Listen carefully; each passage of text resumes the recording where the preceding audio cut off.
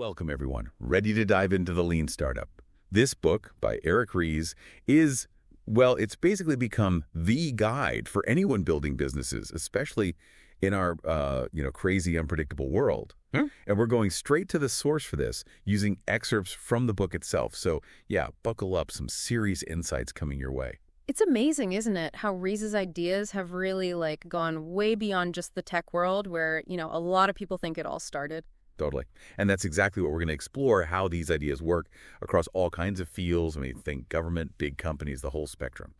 So get ready to, I guess, maybe rethink how you think about planning, progress, the whole shebang. What really hit me first was how Ries redefines entrepreneur. It's not just the stereotype of that person in the garage coding all night. Yeah. He says it's anyone creating something new inside any organization, especially when the future is a total question mark. He really blows that definition wide open, doesn't he? I love how he sees entrepreneurship as more like a mindset, not just your job title. Exactly. And he brings this to life with this story about Mark, who leads a team in a pretty big company. It could be any industry, really. Mark's got vision. He's all about taking risks, but things just aren't, clicking. And why? Because traditional management, the way things are usually done, it just wasn't built for the chaos that comes with new ideas. And that's where the lean startup method comes in. So true. The old ways, rigid plans, processes, it just doesn't work for startups. That flexibility to adapt, that's how they survive. The world changes so fast now. Got to keep up. Right. And think about it. I bet you face similar stuff, even if you don't think, oh, I'm an entrepreneur. Like launching something new at work, that passion project you've always wanted to get off the ground. It's all about that experimental mindset, learning as you go. Speaking of shaking things up, Ries wants us to ditch those massive business plans. Instead, embrace the minimum viable product, the MVP. But this isn't about, just putting out something half-baked. It's about getting to the heart of what your idea is as fast as you can. Exactly. Create the simplest version, just enough to test your ideas and get feedback from, real customers, and get that feedback fast. And he has such great examples. Think Zappos, before they were this, shoe empire. They had a simple website just to see if people would even buy shoes online. They didn't build all the complicated stuff till they knew there was demand. It seems counterintuitive, right? Start small to go big. But that's how you learn faster and, probably waste less money and time in the long run. Oh, and Groupon. Their first MVP. Handmade PDFs and pizza coupons. Can you believe that? It just shows how, resourceful you can be when you're focused on that early feedback. It makes you want to get out there and try stuff, right? They didn't wait for the perfect platform. They just started experimenting. Okay, so we've got this idea of starting small, but how do we actually know if we're making progress? Ries says we need to ditch what he calls vanity metrics. They look good, but don't actually tell you if you're succeeding. Right. Things like how many people visited your website or downloaded your app. Those numbers could be going up, but are people actually becoming customers, or are you making money? That's what matters. Exactly. And he uses Grocket, that online learning platform, to show what he means. They thought they were doing great based on their metrics, but, those metrics were misleading. They were tracking the total number of customers, how many questions got answered, but that didn't actually show if their product was helping students learn better. Right. And they eventually realized they needed to shift to what Ries calls actionable metrics, things that show how your product is changing customer behavior. For Grocket, improving their marketing, explaining their product better had way more impact than just adding new features. And that's, I guess that's the heart of validated learning.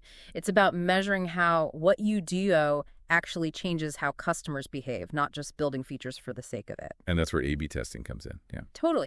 A/B testing, sometimes called split testing, is, it's basically comparing different versions of your product or your marketing to see what really makes customers do something, like change the text on a button, the way a page looks, even to test completely different features, then see which one gets more clicks, signups, that kind of thing. So it's not just about building, it's about understanding what really drives those results. It's really interesting how these ideas, challenge the way we usually think about business. It is. And that leads us to another big idea from Ries, the pivot. So what happens when all your experiments tell you that, you need to make a big change? Now that's where things get really interesting. Ries says pivoting isn't failure, it's more like course correction. You're using what you've learned to make smarter decisions. But sometimes it can be tough to admit you need to change direction, Definitely. It can be challenging, for sure. But Ries lays out different types of pivots to help you through it. You could do a zoom-in pivot if you find out that a feature, one you thought wasn't that important, is actually the core of your product. Or like a customer segment pivot if you're talking to the wrong people. Right. There's also the platform pivot, going from just one product to like a whole platform or ecosystem. Oh, and we can't forget the channel pivot, where you change how you're reaching your customers. So many possibilities, right. But the key thing is, well, it's recognizing when what you thought was true isn't anymore. And then, having the guts to actually change direction, being able to pivot well, that could be what makes you succeed or not. The thing I always struggle with is figuring out those core assumptions in the first place. Like, how do we even know what to test? Oh, that's such a good question. Ries calls these leap of faith assumptions, those beliefs about your business that haven't been proven yet. These are the big ones, the make or break ones. If they're wrong, your whole venture it could be in trouble. He uses Facebook as an example. Early investors, they were skeptical because, Facebook didn't have a clear way to make money. Seemed risky, but their assumptions about how many people would use it, how engaged they'd be, that turned out to be spot on. And a lot of times those assumptions, they're based on analogies, like this will work because it's like that other thing that did well in this other market. But the problem is we can get so caught up in the comparison, we forget to check if it actually holds true for what we were doing. So how do we avoid that trap? Get out of the building. Talk to real customers, and don't just ask what they want. Watch what they do. Test your assumptions against reality. He talks about this Toyota philosophy, Genshi Genbutsu, basically.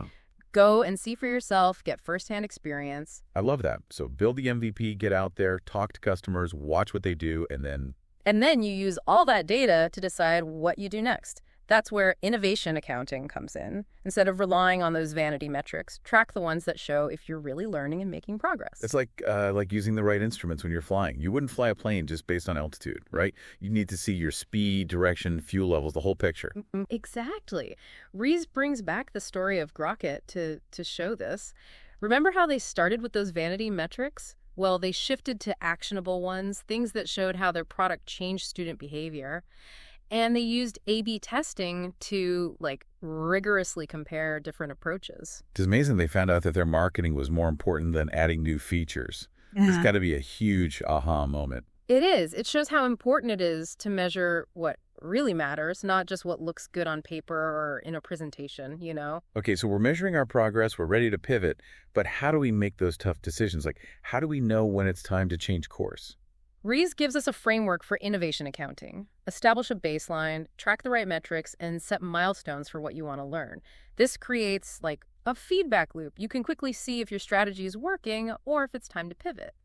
All this talk about pivoting, it makes me think of Votizen, that company that started as a social network for verified voters. They had really slow growth, even though the idea seemed promising. Right. They had to go through multiple pivots, constantly testing and refining what they were doing. They finally found success by focusing on a different group of customers, passionate activists who are willing to pay for outreach.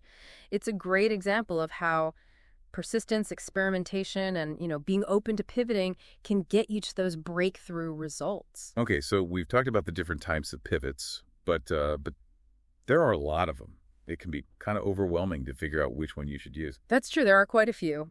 Let's try breaking them down a bit more. The zoom-in pivot, that's when you realize a feature you thought wasn't that important, is actually the core of your product. Say you launch an app with all these different features, but your data shows everyone's just using one specific tool.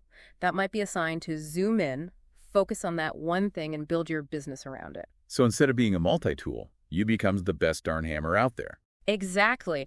And the customer segment pivot, that comes in when you realize you're talking to the wrong people. Maybe your initial idea about your ideal customer was off, so you got to adjust your marketing, how you develop your product to reach a different group. It's about finding that niche where your solution really hits home. Now, what about the platform pivot? This one sounds pretty interesting. Think about companies like Amazon or Apple. They started with just one product, but they've become platforms, whole ecosystems where other businesses and developers can build on and integrate with what they're doing.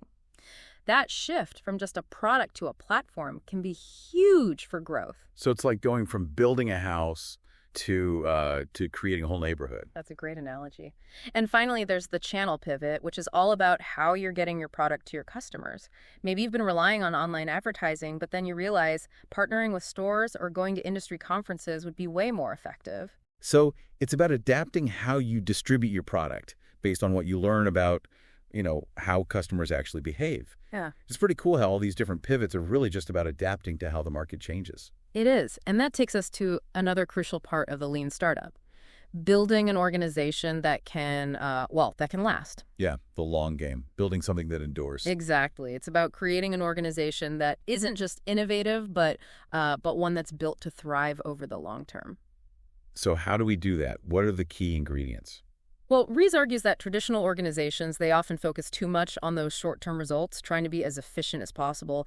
And that can actually, it can hurt them in the long run. Like, yeah, you might see a boost at first, but over time, the quality can go down, innovation gets stifled, and people, employees, they can lose motivation. It's like trying to run a marathon at a sprint's pace. Yeah. You might burn bright, but you're going to burn out fast. Mm-hmm. Exactly. And he points out how those traditional organizations, they often become, bureaucratic, afraid to take risks, and that kills creativity and initiative, and that's what fuels long-term success. So to build a sustainable organization, Ries suggests, he suggests a totally different approach. He says, foster a culture of learning. Don't just train people once and expect them to, stay ahead of the curve. The world's changing too fast for that.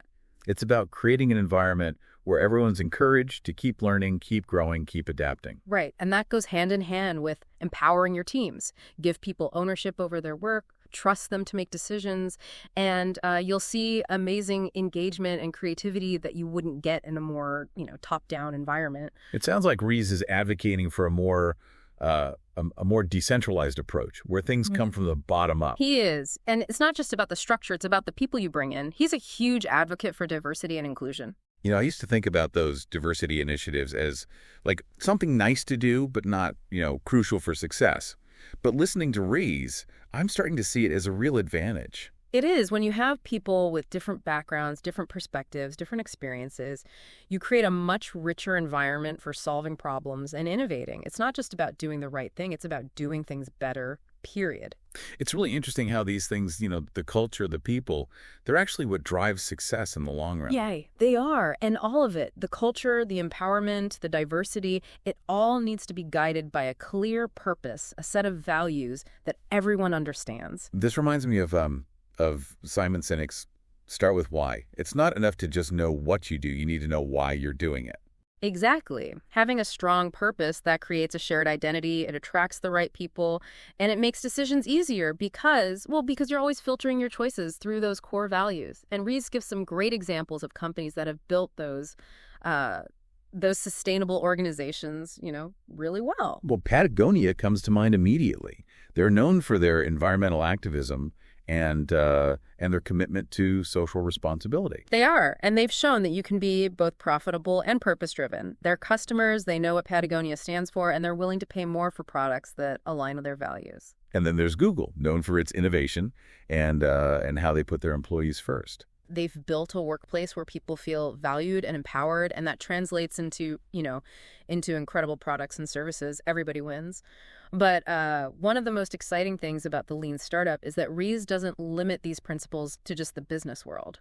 He says this way of thinking, being experimental and adaptive, it can be applied to anything, any organization or project where there's uncertainty. He even talks about applying these ideas in government, education, personal development. Thus, imagine a government agency using A/B testing to find the most effective way to provide a service, or a school system using the idea of the MVP to create better educational programs. It's a big shift in perspective to think that we could use these startup principles to create real change in so many different areas. It is. It's all about understanding that those core principles, experimentation, validated learning, continuous improvement, they're universal. They can be used anywhere. Of course, Ries also acknowledges that the lean startup isn't like a magic bullet. It's a set of principles and practices that need to be adapted to fit each situation. He wants us to think critically about these ideas, to experiment and find what works for us. Yeah. Yes. It's about developing that mindset of always learning and improving. Don't just follow the rules blindly. Question them, test them, and find what really works for you. It's about being a lifelong learner, constantly adapting and evolving. That's it. So as we wrap up this part of our deep dive, I think the key takeaway is this. Don't be afraid to experiment, to learn, and to adapt. The Lean Startup is a powerful framework, but it's really up to each of us to put these principles into practice. Thanks for joining us on this deep dive. Keep learning, keep experimenting, and who knows, maybe you'll be the next Lean Startup success story. Absolutely. So let's dive into the final part of our exploration and see how we can take these ideas and actually put them into action. Right. So we've covered a lot of ground, right? Starting small, validating what we learned, being ready to pivot when we need to. But how do we actually take all these ideas and do something with them? Well, Ries suggests we treat every startup as one big experiment. So instead of asking, can we build this? We should be asking, should we build this? Can this be a real business? And that means, I guess, really breaking down all our assumptions and testing them, with real data. No more guessing. It's all about that validated learning we were talking about. Exactly. And the MVP, that minimum viable product, that's a key tool for doing that. And remember, it's not about launching a crappy product. It's about testing your most important assumptions as fast as possible. Get out there, see what real customers think. Ries tells this awesome story about Food on the Table. They're a startup that helps families plan meals and do their grocery shopping. Their first MVP. A concierge service. They actually created meal plans and shopping lists by hand for a small group of people. Super clever. It was. It let them test their assumptions about what customers actually needed without spending a ton of money on, building tech or any of that. And they found out something interesting. Customers cared more about the meal planning part than the grocery shopping part. That's the cool thing about this MVP approach, right? You find out those hidden needs and preferences. Absolutely. And, Aardvark, you remember them, that question and answer site that Google bought. They went through tons of MVP versions, always testing and refining till they found something that people actually, connected with. But what about when those tests show that your initial ideas were wrong? That's when being willing to pivot is, it's crucial. Ries really believes that pivoting isn't failure. It's more like adapting. You're using the data and feedback to make better decisions. Right. But sometimes it can be hard to admit that you need to change, Yeah, totally agree. It's tough. But Ries gives us several different kinds of pivots to, to help us through it. You might do a zoom-in pivot if you find out that a feature, one you thought wasn't that big of a deal, is actually the heart of your product. Or a customer segment pivot if you're focusing on the wrong people entirely. Right. There's also the platform pivot, going from a single product to a whole platform. Right. And the channel pivot, where you change how you're reaching your customers. Lots of possibilities, right. But the key thing is, it's recognizing when what you thought was true isn't anymore, and then actually having the courage to change what you're doing, knowing how to pivot well. That could be, the difference between making it and not. The thing I always get stuck on is figuring out those core assumptions in the first place. How do we even know what the right things are to test? That's a great question, really. Ries calls these leap of faith assumptions, the core beliefs about your business that haven't been proven yet. These are the really important ones, the make or break assumptions. If they turn out to be wrong, your whole venture could be in trouble. He uses Facebook as an example. Early on, investors were skeptical because, Facebook didn't have a clear way to make money. It seemed pretty risky. But their assumptions about how many people would use it and how engaged they'd be, those assumptions turned out to be totally right. And a lot of times those assumptions, they're based on, on analogies like this will work because it's kind of like that other thing that did really well over there. But the danger is we get so focused on the comparison, we forget to check if it actually makes sense for our own situation. So how do we avoid falling into that trap? Get out of the building and talk to real customers. And don't just ask what they want. Watch what they actually do. Test your assumptions against reality. He talks about this Toyota philosophy, Genchi Gambutsu. Basically, go see for yourself. Get that firsthand experience. I love that. So build that MVP, get out there, talk to customers, watch what they do, and then you use all that data to figure out what to do next. That's where innovation accounting comes in. Instead of relying on those vanity metrics, track the ones that show if you're really learning and making progress. It's kind of like like using the right instruments when you're flying a plane. Yeah. You wouldn't just rely on altitude, right? You got to look at your airspeed, direction, fuel levels. You need the whole picture. Exactly. Ries uses the Grocket example again to show this. Remember how they were using those vanity metrics at first? Well, they switched to the ones that actually showed how their product was changing student behavior, and they used A/B testing to compare different approaches, Right. really rigorously. It's amazing they discovered that their marketing was more important than adding new features. It's got to be a huge, aha moment. It is. It shows how important it is to measure what really matters, not just what looks good on paper. Okay, so we're measuring our progress. We're ready to pivot. But how do we actually, make those tough decisions? How do we know when it's really time to change course? Ries gives us a framework for innovation accounting. Establish a baseline, track those actionable metrics, and set milestones for what you want to learn.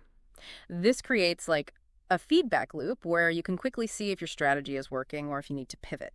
This whole talk about pivoting, it reminds me of Votizen, that company that started as a social network for verified voters.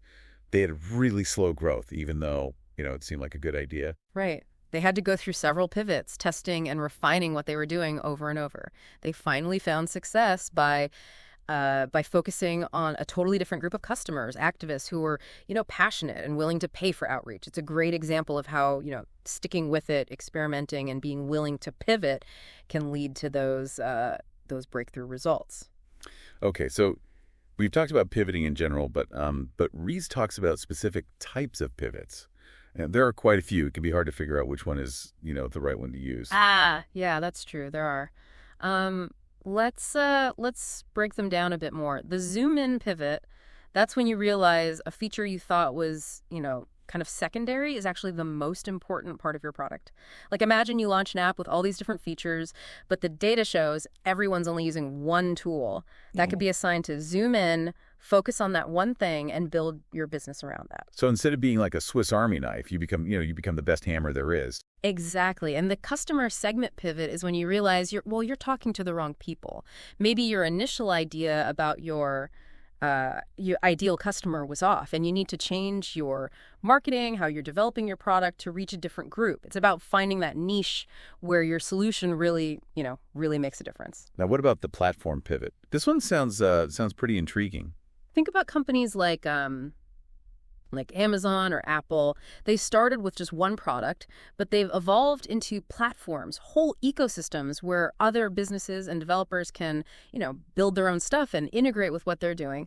That shift from just a product to a platform, that can be a huge driver of growth. So it's like going from building a house to creating a whole neighborhood. That's a great way to put it. And then we have the channel pivot, which is all about how you get your product to your customers. Maybe you've been relying on, online ads, but then you realize that partnering with stores or maybe going to industry conferences would be a much better way to get in front of your target audience. So it's about changing up how you distribute your product based on what you learned about how customers actually behave. It's pretty cool how all these different types of pivots are really just about adapting to how the market is changing. It is. And that brings us to another super important part of the lean startup, building an organization that's built to last. All right, so we've covered a ton in the lean startup, right? The MVP, those pivots, how these ideas work, even outside of startups. But there's one more thing I want to dig into. Building a company that lasts. It's one thing to have a hit product, but how do you create something that truly endures? Yeah, that's where Ries really shakes things up. He says the old way of doing business, focused on short-term wins and being super efficient, can actually backfire in the long run. Yeah, you might get a boost at first, but over time, the quality drops, innovation gets choked, and even employee morale takes a hit. It's like trying to run a marathon at a sprint pace, right? You'll burn out fast. Exactly. He points out how those traditional companies, they become so bureaucratic, so risk-averse. It kills creativity, initiative, and those are the things that fuel long-term success. So Ries suggests a totally different approach for building a sustainable organization. He says, foster a culture of continuous learning. Don't just train people once and think they're good to go. The world's changing too fast for that. You gotta keep learning, keep growing, keep adapting. Exactly. And that goes hand in hand with empowering your teams. Give people ownership of their work, trust them to make decisions. You'll see a level of engagement and creativity that you just wouldn't get in a more top-down environment. It sounds like Ries is pushing for a more decentralized way of doing things, like from the bottom up. Yeah, he is. And it's not just about structure, it's about the people you bring in. He's really big on diversity and inclusion. You know, I used to think of diversity as like a nice to have, not a must have. But hearing Ries, I'm starting to see it as like a real strategic advantage. It is. When you have people from different backgrounds, perspectives, experiences, it creates this like richer environment for problem solving, for innovation. It's not just about doing the right thing, it's about doing things better, period. It's interesting how those soft skills are actually huge drivers of long-term success. They are. And all of it, the culture, the empowerment, the diversity, it all needs to be driven by a clear purpose, a set of values that everyone gets. Kind of like Simon Sinek's Start With Why, right? Yeah. It's not enough to know what you do. You got to know why you do it. Exactly. Having a strong purpose, it creates a shared identity, it attracts the right people, and it makes decisions so much easier because you're always filtering them through those core values. And Ries gives some great examples of companies that have really nailed this, built those lasting organizations. Well, Patagonia comes to mind right away. Yeah. They're famous for, their environmental activism and social responsibility. They are, and they've shown that you can be profitable and purpose-driven at the same time. Their customers, they know what Patagonia stands for, and they're willing to pay more for products that, reflect those values. And then there's Google, known for their innovative culture and how they treat their employees. Yeah. They've created a workplace where people feel valued and empowered, and that leads to, amazing products and services. Everybody wins. But one of the most exciting things about the lean startup is that Ries doesn't limit these principles to, just the business world. He says this way of thinking, being experimental, adaptive, can be applied to any organization, any project, anything where there's uncertainty. He even talks about using these ideas in government, education, personal development, right? He does. Imagine like a government agency using A/B testing to find the best way to deliver a service, or a school system using the MVP to design better educational programs. It's pretty mind-blowing, right, to think we could use these startup principles to make real change in all these different areas of life. Absolutely. It's about understanding that those core principles, experimentation, validated learning, continuous improvement, they apply everywhere. It doesn't matter what industry you're in. Yeah. Of course, Ries also recognizes that the lean startup isn't some, magic solution. It's a set of principles and practices that you got to adapt to each situation. He encourages us to really think about these ideas, to experiment, to find what works for us. Exactly. It's about developing that mindset of always learning and improving. Don't just follow the rules blindly. Question them, test them, see what works for you. Become a lifelong learner, constantly adapting and evolving. That's it. So as we wrap up this deep dive into the lean startup, I want to leave you with a little challenge. What's one assumption you're making in your own work, your life, something you could actually test? It doesn't have to be huge, just a small experiment to gather some real data. And think about how you can be more experimental in your own life. What's one small step you can take today to be more, data-driven, more adaptable, more open to those unexpected pivots? The Lean Startup is packed with so many insights and practical advice. I highly recommend checking it out. It can be a guide for anyone who wants to create something new and impactful, whether it's a business, a project, or even, a personal transformation. Thanks for joining us on this deep dive, everyone. Keep learning, keep experimenting, and who knows, maybe you'll be the next lean startup success story.